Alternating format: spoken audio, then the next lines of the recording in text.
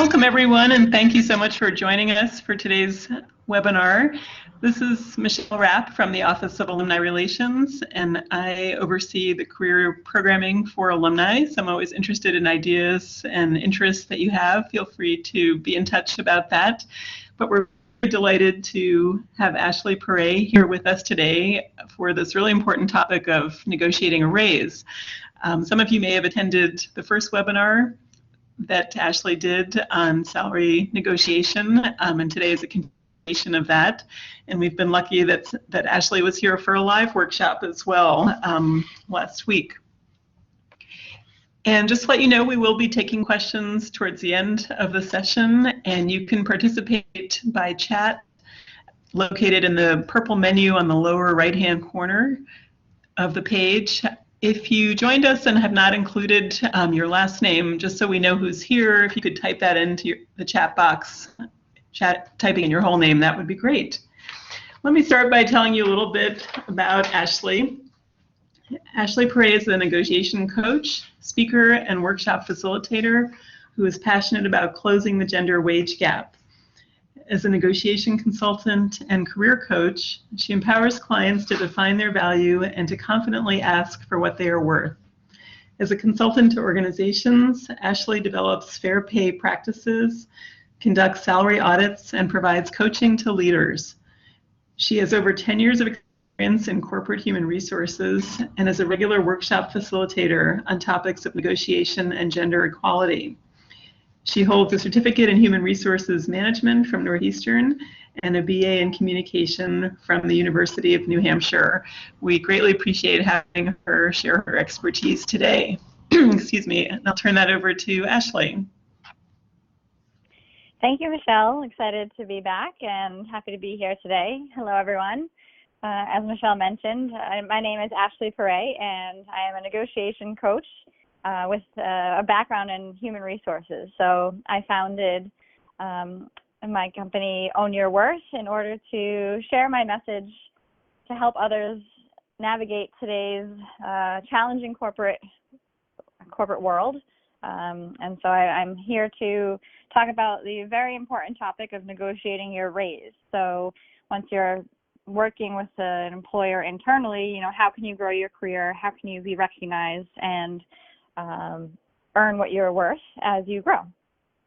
So a special welcome back and thank you to any of the attendees who joined us for our last webinar on salary negotiation for a new job offer.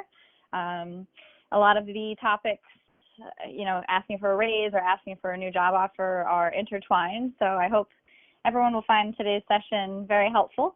So let's get started. So know your worth, negotiating your next raise. So there's a lot to consider when you're thinking about asking for a raise. So some of the highlights that we'll cover today, since this is a dense topic, will be talking about raises are earned. We'll define your value. We will remember to think and consider your audience. We'll discuss timing, when to ask for a raise. We'll also talk about leveraging your network. How can you get people that are on your team to advocate on your behalf? Of course, we'll discuss how to handle rejection, and we'll also talk about other solutions, getting creative, so that way you can, again, manage your career, have a successful career within your company, and again, be paid fairly and get what you've earned.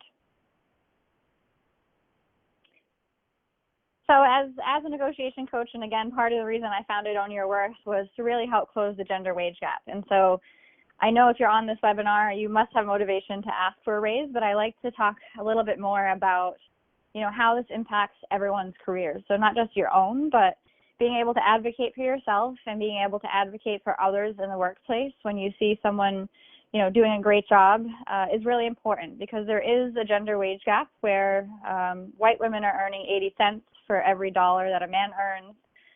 African American women are earning 63 cents on the dollar, and it's worse for other minorities as well. And so part of these discussions is not only advocating for yourself, but how can you help others achieve and hopefully make an impact to close the gender wage gap.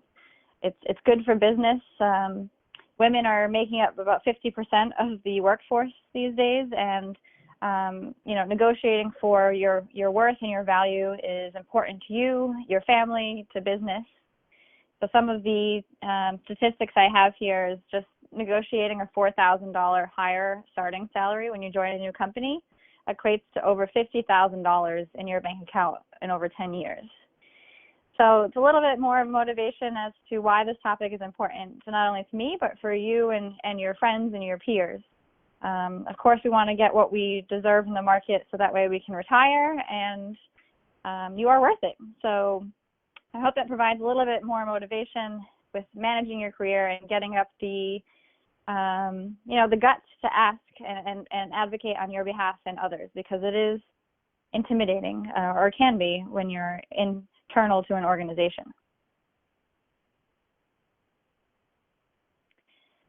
So first step in thinking about when you want to ask for a raise and how you want to ask for a raise is determining for yourself, have you actually earned the raise? So raises are earned. They're not given, they're not built in. So here are some things to consider if you've recently had any of these accomplishments. You might want to consider asking for a raise. So have you taken on new responsibilities? Anything that you've added to your job description that's outside of the original job you were hired for? Have you managed or completed any special projects? Anything that you were asked to pitch in on or even manage full-time that's outside of the normal scope of your role? Have you brought in new business? So have you managed a new client relationship? Have you brought in new business, whether it be sales or marketing?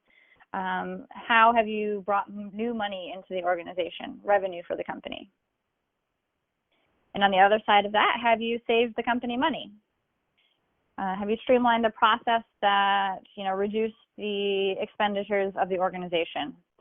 Have you developed or invented a new technology as a developer that you could advocate for and mention as part of why you deserve a raise? And again, earning a raise is based off of what your worth is in the marketplace. So did you complete a degree or obtain a certification that makes you more valuable in the marketplace? Or even learned or applied new skills? Did you learn a new system, something like Salesforce, for example, that now you're producing reports that you weren't able to do? Does that qualify you to have earned a raise? Because when you're having these discussions with your employer, you need to remember that you need to show how you've earned it as a main reason, that you're asking for more, to be paid more in the market.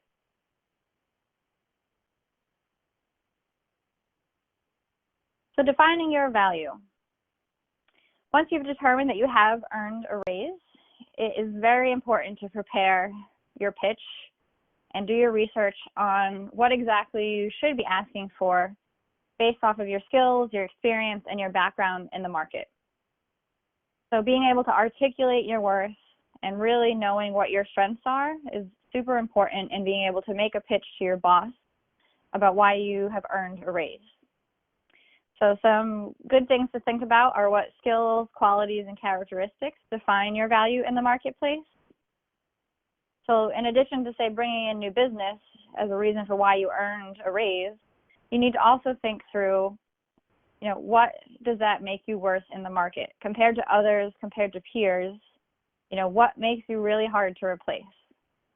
Why would that company be really amiss if you left their organization? And you want to consider what other achievements you've already been recognized for. So are there any awards? Have you been a top performer on your team?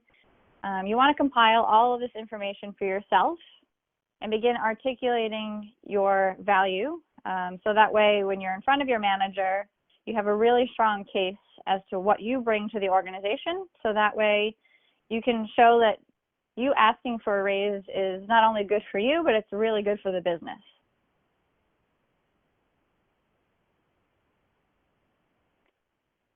Defining your worth.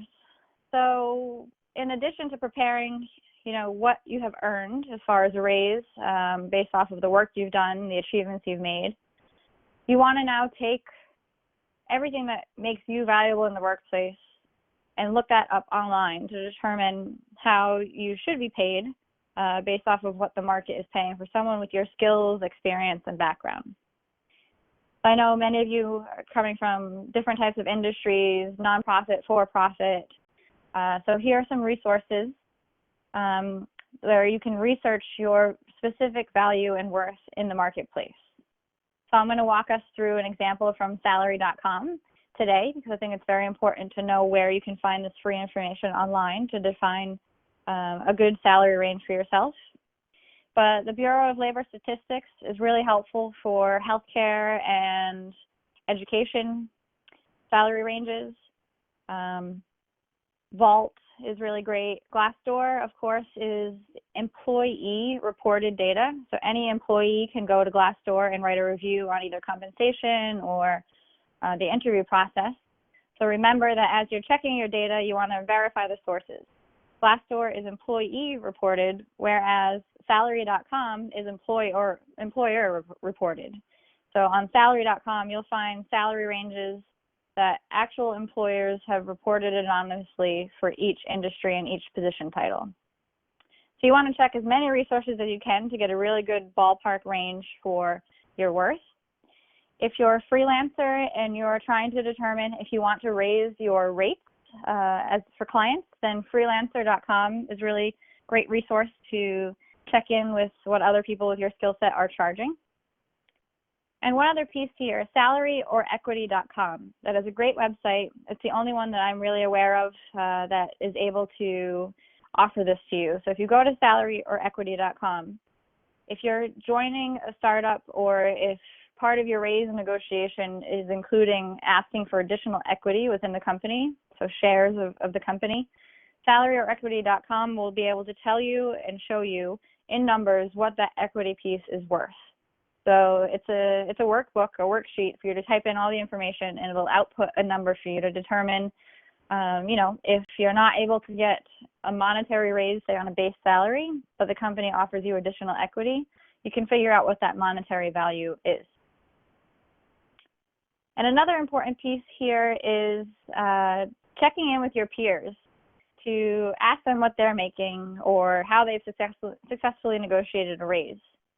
It may be taboo from a historical standpoint or how we were raised to talk about money, but I'm a big proponent of pay transparency and sharing your earnings with, of course, who you feel comfortable with, but with peers. It's a really good data point. It's accurate. It's up to the moment. And as you're sharing, it'll hold employers accountable for paying people fairly when they know that pay transparency is a really important piece. So you might be aware that in New York City and Massachusetts, pay laws have been passed to prevent employers from asking candidates for salary history during the interview process. The New York City law even goes into effect this year in October 2017. And it also asks employers not to base their raises off of current earnings. So we'll talk about a bit more about that in a bit, but this is hopefully a helpful slide for you to go to the market to figure out what you're worth. So here's an example I want to quickly run through to show you how you can find what your salary range is and where you fall in that range. I know it's small, maybe hard to see on the slide, but if you go to salary.com, again, this is the employer-reported website. It's free for an initial report. I've typed in here software engineer for Boston, Massachusetts. So if you type in your title, your location, job descriptions will pop up. So you'll soon see a bunch of different levels for a software engineer in Boston. I chose software engineer 1. So you can check here under the requirements and responsibilities. It says 0 to 2 years of experience and a bunch of other requirements. You want to match yourself as closely as possible to the job description. Once you do that, you can click on the job description and you'll be pulling up a report, a slide just like this. So this is actual data for a software engineer in Boston, Mass. with 0 to 2 years of experience. So this is someone who's maybe just graduating with a master's or bachelor's degree in engineering. You can see here the median annual salary is about $73,000 per year. So that includes men and women in this job title in this location. Now, depending on your experience, your background, your skill set, you would place yourself on this range, on this scale, depending on if you have more experience than what the job description asks for or less. So if you have exactly what the job description says, you would place yourself at the median.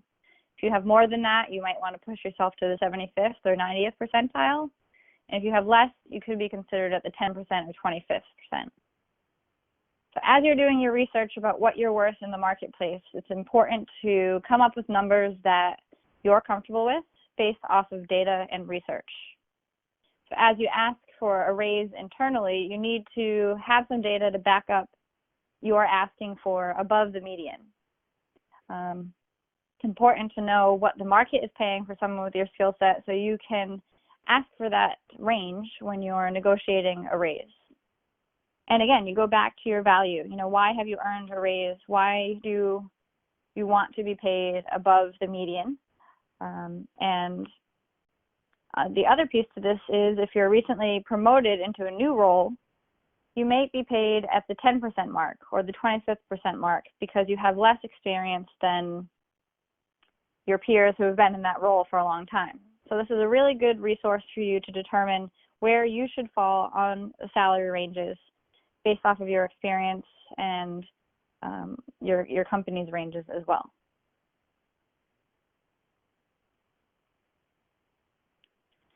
So if we use the software engineer example, these are some numbers that you want to prepare in advance of setting up a meeting with your manager to ask for a raise. So before you discuss any numbers with your manager, you need to first know for yourself, what are you worth, what are you going to be asking for, and what is your bottom line? So I'm always encouraging and coaching clients and workshop attendees and friends and myself to really get clear on your own numbers. So based off of the research you find online, you need to define what your target salary is. So what base salary are you really aiming for? What do you feel is really aligned with what the market is paying for your skill set? And again, it doesn't take into account what you're earning today. You need to be looking online and asking peers and doing your research to determine what are you actually worth. So outside of the fact of what you're earning today, define a target salary for yourself. What are you going to be shooting for in this raise negotiation process? What is the new base salary you deserve based off of your research? And again, I'm using deserve and earned interchangeably here, but when you're talking with your manager, it's really about proving how you've earned it. The other piece to the puzzle when you're negotiating with your manager is to have a salary range ready and being able to share that range with your manager. So my recommendation is to take your base salary, so your target salary that you're aiming for, and stretch that upwards of 10 to 20%. So you want to share a range with your boss about, you know, based off of my recent contributions, based off of the market research that I've done, I really like to be considered for a promotion or a raise within the range of $75,000 to $90,000 per year. So giving a range will offer your manager some room for negotiation, some flexibility. It shows that you've done your research and that you're looking to be paid fairly, but you're not so steadfast and hard set on one number. So this opens up the room for negotiation.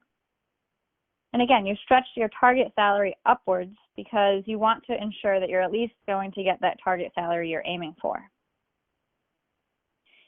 And now, in a minimum acceptable salary, this is a little bit different than if you were negotiating for a new job offer. If this is a new job offer, I would say, you know, you really need to know what your walkaway point is, and when you will just say, you know, I can't accept this new job offer because I know I'm worth more in the market. However, when you're internal to an organization and they come back with low numbers, you know, what do you do? So I encourage you to still have a minimum acceptable salary. What is a number that you that that employer should be paying you for your work and for your worth. So if you have a number in your mind to say, you know, I need at least this amount in order to stay with the organization or stay on this team, you will be able to stay true to yourself.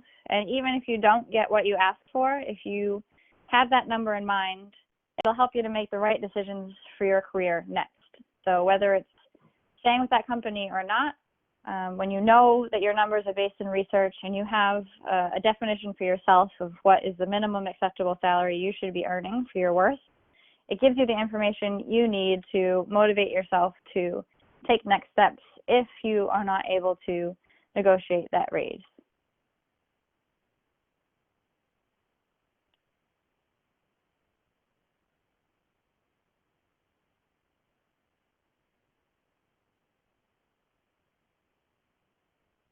So, leveraging your network. Again, as you're building your case for a raise, there's a lot of preparation that goes into this. You want to be super prepared because you don't know what you're going to face when you're in the room with your manager. And some good techniques that have proven to work within the workforce and within employees and employer relationships is building a network and a support team around you. So as you're thinking about asking for a raise, be thinking about who internally can you ask to be an advocate for you. So how do you find an internal reference that will put a bug in your manager's ear that, hey, you know, based off of this new project, you're really doing an excellent job, they would really recommend you. You want some support teams and support systems internally to be able to speak on your behalf. So you can also ask a customer or an internal client or an external client to provide you with some positive feedback. If you solicit it or if it's given to you, you know, unsolicited, then save all the positive feedback you get throughout the year so that way you can leverage these points when you're negotiating.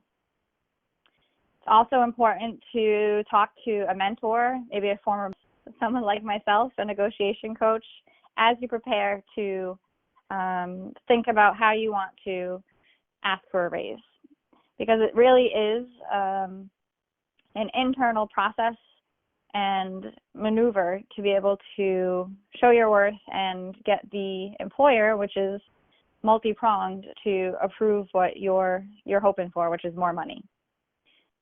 And then if you haven't already worked on this and you don't have a good support team and you would be asking for a raise in the next few months, then I ask you today to ask for feedback.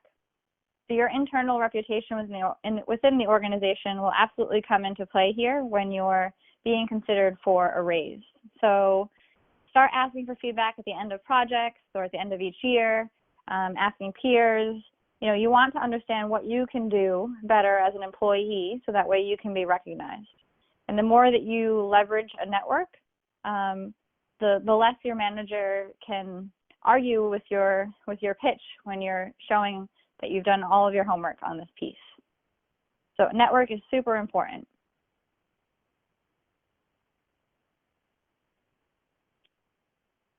Now, knowing your audience. And who is your audience when you're asking for a raise? It could be several people. It could just be one person, depending on your organization and your level within the organization and who you report to. But you want to understand the approval chain. So who is included in the approval chain for your raise? If you ask your manager for a raise, who do they need to get approval from? Is it just their boss? Is it their boss and HR? Is it HR and a committee of leadership members? Understand the process, and you can do that by asking your manager. You can do that by asking HR. You know, how would a raise be approved internally?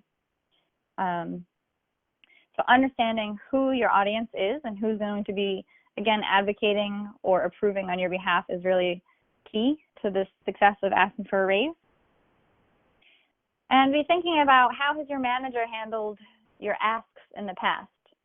So even if it's asking for time off or asking for additional responsibilities, you know, if your manager and you have a great relationship, then, you know, maybe that's going to be easier for you to make this ask about asking for a raise. But think about what has worked well and what hasn't worked well when you've asked your manager for things in the past. So that way you can better prepare yourself, give them the information they'll need to want to advocate for you. Think about the roadblocks you might have as you're asking for this. You want to give your manager as much information as they will need to be able to convince them to negotiate on your behalf. And so a tip here is to make sure that you're summarizing your discussion and the next steps in an email. So if you have your raise meeting and your career development meeting with your manager, you want to thank them for their time. You want to summarize what was discussed in that meeting, and you send it to both you and your manager. Because if you don't have this in writing, you don't know what's going to happen in the next few months. So make sure that you, even as a best practice, if you're asking for time off, whatever it is, just follow up with an email to your manager. Hey, just wanted to confirm our conversation. Here are the points. Let me know if I missed anything. It's a really good best practice to follow, and it won't be seen as strange if you do that after you have a career development meeting.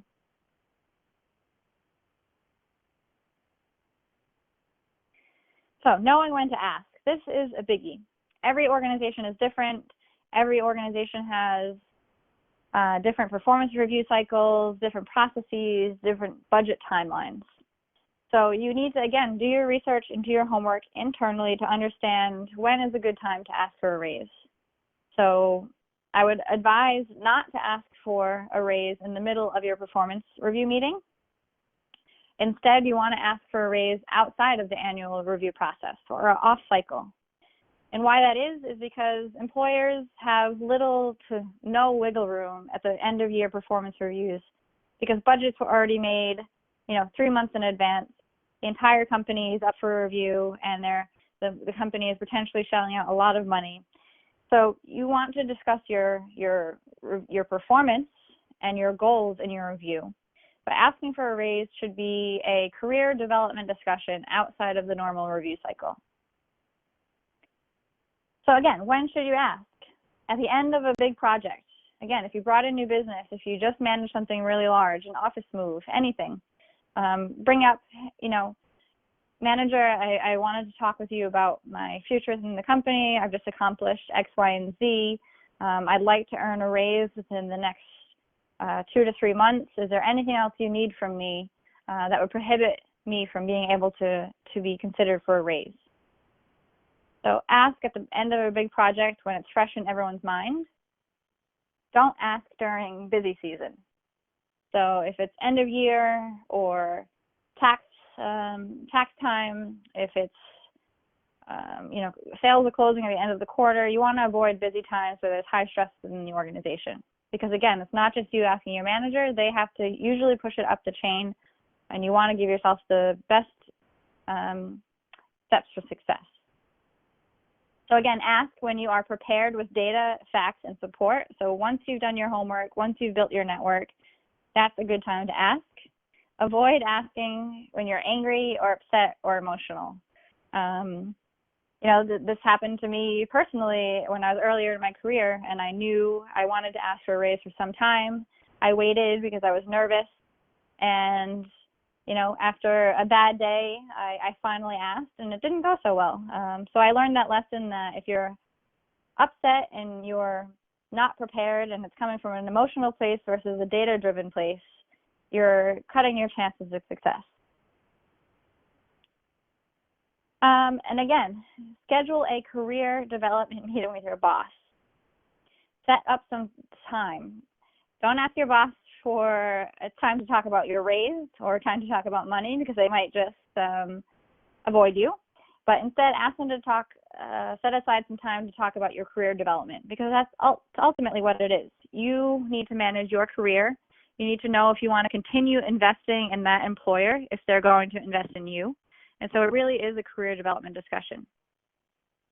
And again, don't ask your boss before they're leaving for vacation or before a holiday or at any other stressful or time where you're not going to have their full undivided attention.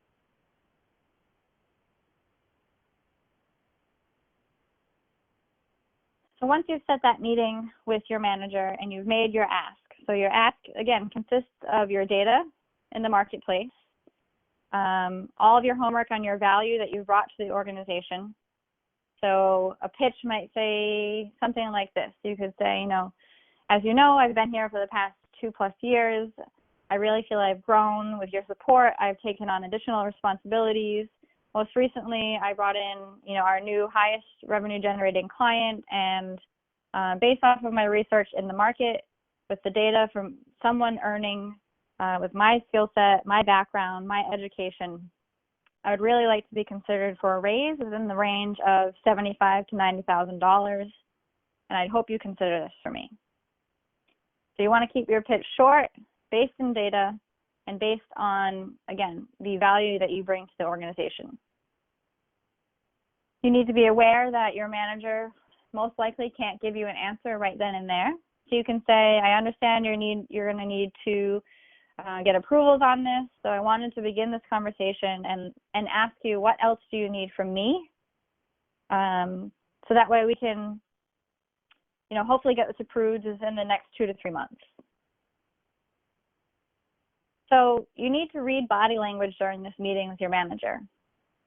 Seeing how they're reacting to your ask is very important because it'll help you determine how to handle rejection or how to move this forward.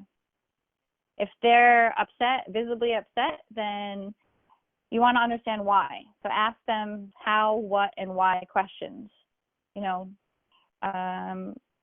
How can I approach this better? What would be a different way that we can accomplish this? So this is really a discussion between you and your manager versus an argument or a fight to win out a negotiation.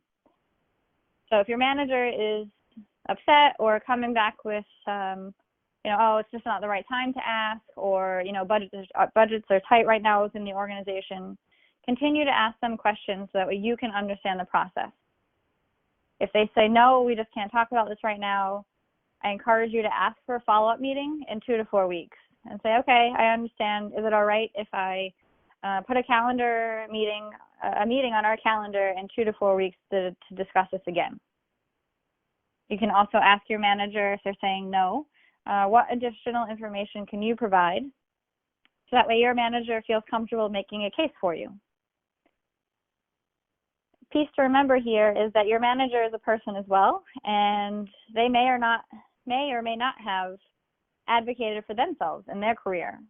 You don't know what their story is around their salary or their money, but I'm hoping that you have great managers that will advocate for you. But if you're running up against something, remember that it may not be personal towards you. It may be personal about the manager. So ask them what other information they need to make a case for you. And then again, back to feedback. If they're not agreeing with you that you've earned a raise, then you need to ask them, what else do you need to accomplish in order to be considered for a raise within the next 3 months? So get concrete examples from your manager about what you need to accomplish, so that way they do feel comfortable advocating for you. And then lastly, I encourage you to ask your manager where in the range your current salary falls for your position level within your company. So you can either ask HR this question or you can ask your manager, but finding out where you fall in the range for an approved range and level is something within your power and capability to understand how your company pays employees and where you fall in the range. So I hope this is helpful information to deal with rejection, but it's not a no forever. It might just be a no right now. So I encourage you to keep the conversation going, be open-minded, and ask your manager, how can you help me problem solve? How can we find a resolution? What do you need from me? When you approach asking for a raise in those ways, you'll be much more successful than if you're walking into the room demanding a list of a bunch of reasons why you deserve a raise, and they better give it to you. So remember that your approach is key here.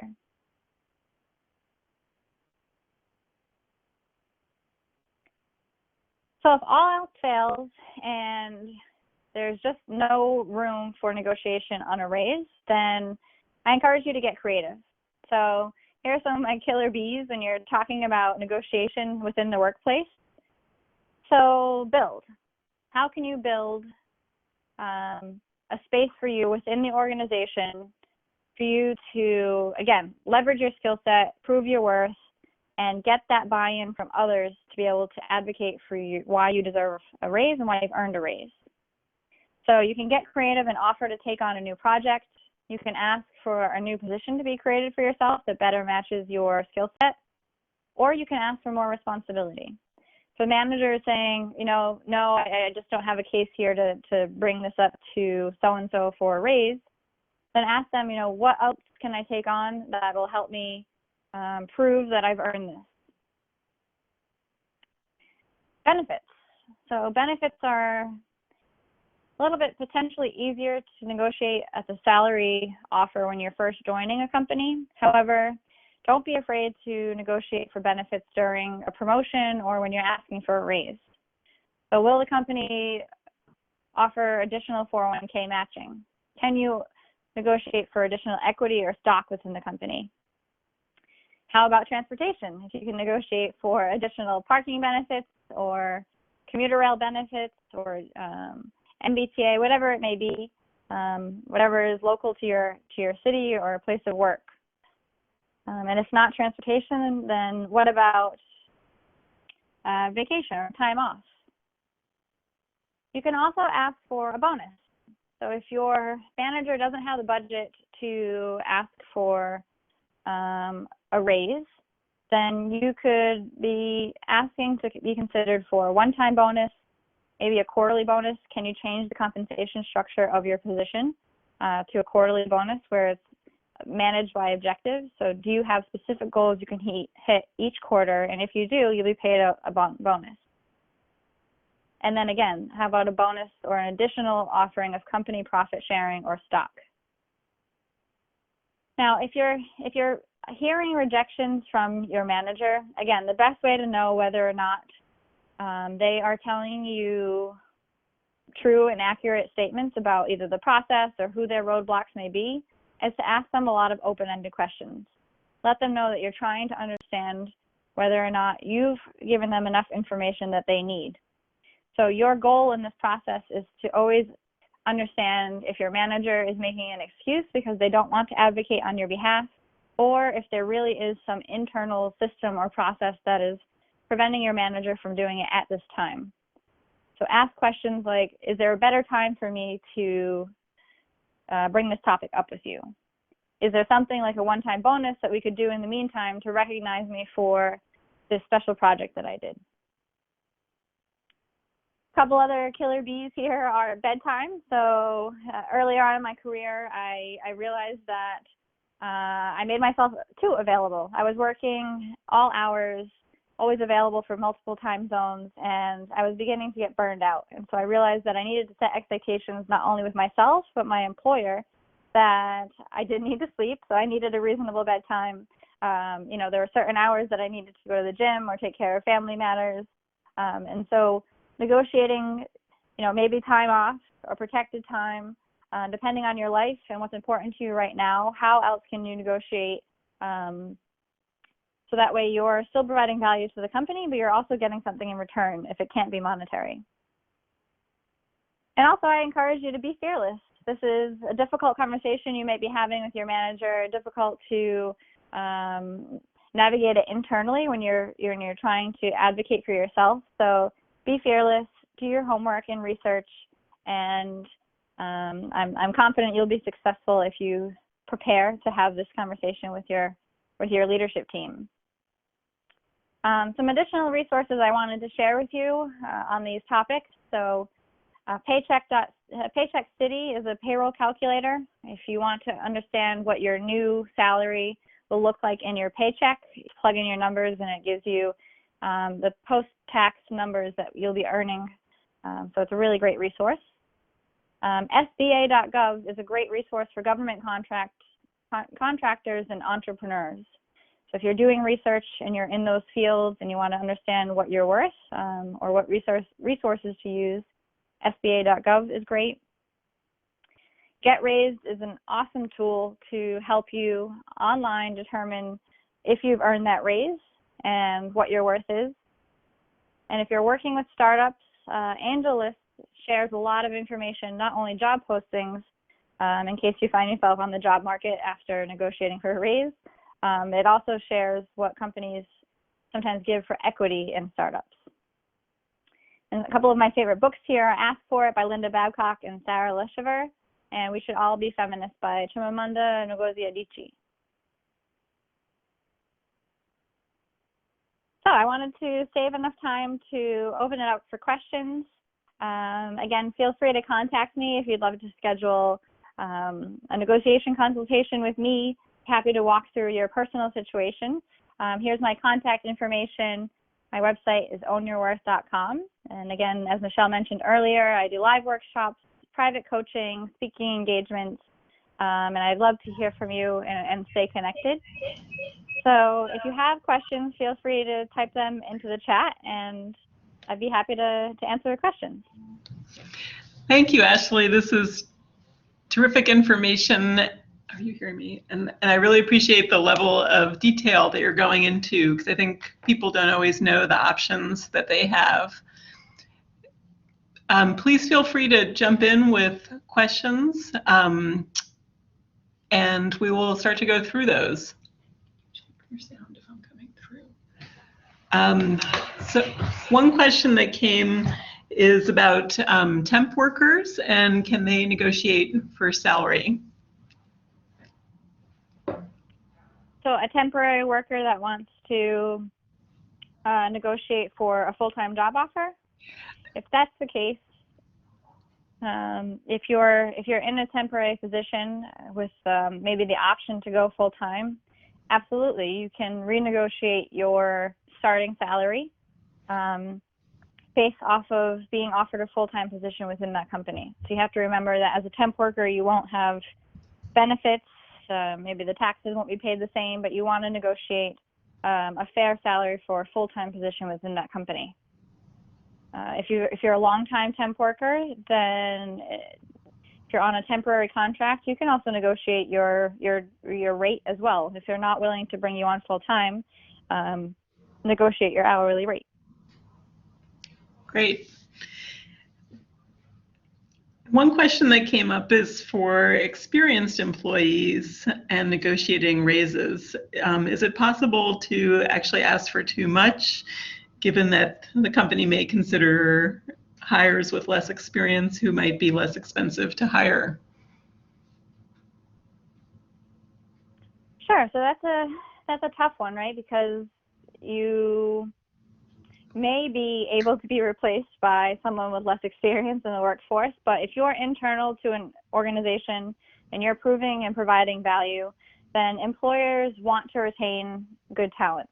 It costs companies a lot of money, hundreds of thousands of dollars, when they lose one person. So you need to think through how you show your benefit and your value to that organization. But I don't really believe that there's too much that you can ask for. If you're doing your research and you're staying within those ranges of the fair market value, so what is the market paying for someone with your skills, and as long as you're asking for something within that range, then you should be confident in that and know that you could be paid that somewhere else. So if your employer would rather hire somebody with less experience than you to pay them cheaper, then I'm positive you could find a company that is willing to pay you more for your experience and your skill set. I like the positive approach, Ashley. What about if someone has repeated assignments as a freelancer, can that be considered as a reason to ask for a raise? Yes, absolutely. That's a really excellent time to ask for a raise, right? So as a freelancer or a contractor or a solopreneur, the more you have repeat business or the longer you've been in business, you should be considering raising your rates, on a maybe 6-month to a yearly basis. So it depends on your industry, but best practice there is if you have a repeat customer, you let them know maybe after the second project that, thank you so much for your business, you're a really important client. Just to give you a heads up, my rates will be going up at the beginning of the next month, but I'd really be looking forward to, continuing to add value. So as long as you're giving your clients a heads up that your rates are increasing, they'll understand that you are getting more and more experience, you're more in demand in the market, and so that is a great reason to ask for a raise. Great. And how many years should a new hire wait before asking for their first raise? Another question that I get a lot is when, right? So the timing of the ask. And again, it's really about your value and what you're bringing to the organization versus, how long you've been there. So, some employers do have, you need to be in a role 1 to 2 years before you can ask. But working in HR, there's always flexibility. There's always an exception to that. So proving that you have taken on additional responsibilities or that you're knocking your numbers out of the park or whatever the case may be, if you can prove that you are adding value above and beyond what you were originally hired to do, you can ask. And perhaps that conversation, if it's within the first year of your employment, the conversation should really be about your career development, that you love working there, you want to be able to work there long term. However, based on the market, based on what you're providing the company, you want to understand when would be a good time for you to ask for a raise. So ask your employer and get their feedback. And it sounds like asking is better than not asking. Of course, if you don't ask, the answer is no. Exactly. And let's see here. Is it inappropriate to ask for a raise after you received a raise 6 months ago, even if you feel as though you've taken on many large projects and learned new skills and programs? Inappropriate? No, I don't think so. So again, this is your career and your life and your time and energy that you're putting into an employer. So it's up to you to determine, is this the right time for me to ask based on what you know with your manager and, again, the timing of the organization. But if you're taking on large projects and you learn new skills, new programs, if you're, people are leaving, there's turnover on your team and you're taking over more responsibilities, absolutely. It's an ongoing conversation with your manager about your career development. Being paid fairly for the work you're doing is just one piece to your career development. And if you frame it that way, I think as long as you're adding value and you're still within the ranges of what the market is paying for your role, then ask for it. And how does the strategy change when negotiating for a level change or a promotion?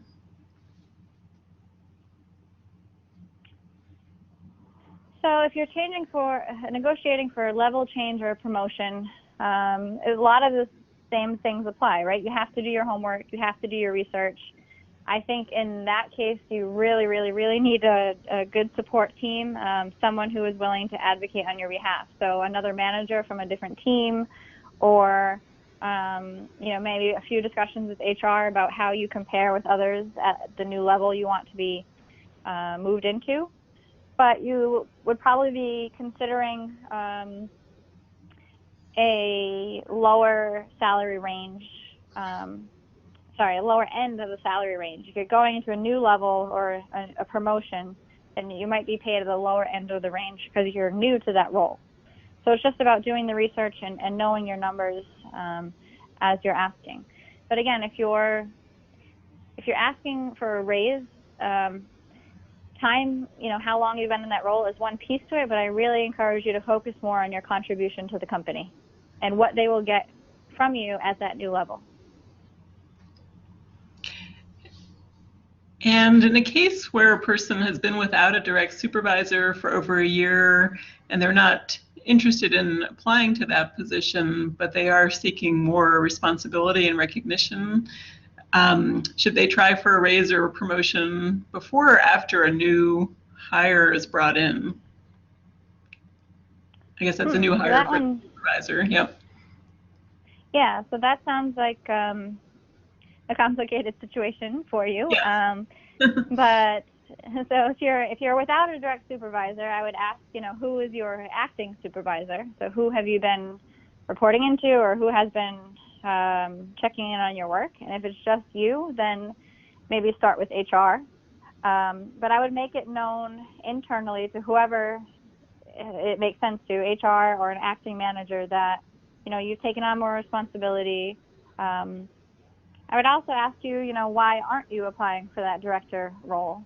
You know, what is it that you're either not willing to do, or, you know, is it what would help you to actually apply for that role to earn more and take on that responsibility?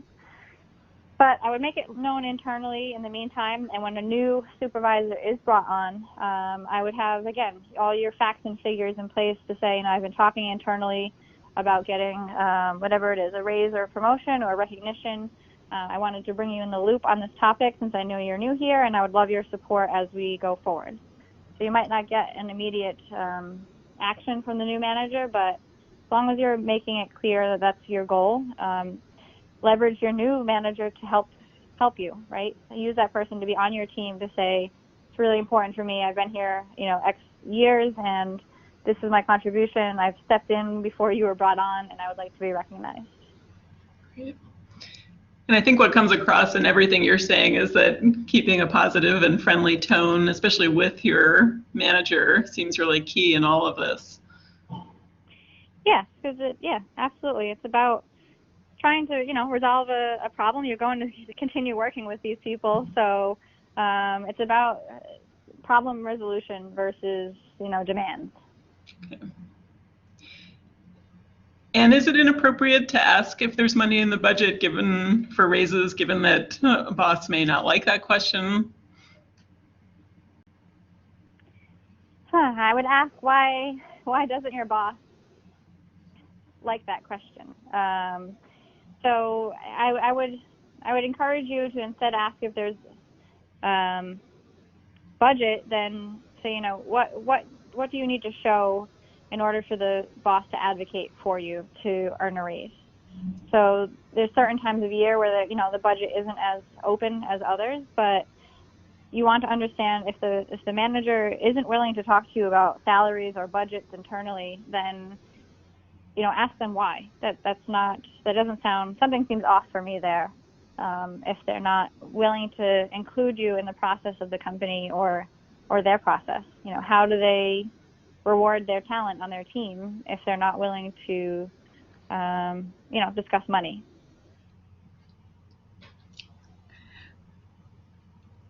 Great. Any last questions that people want to add to the chat box?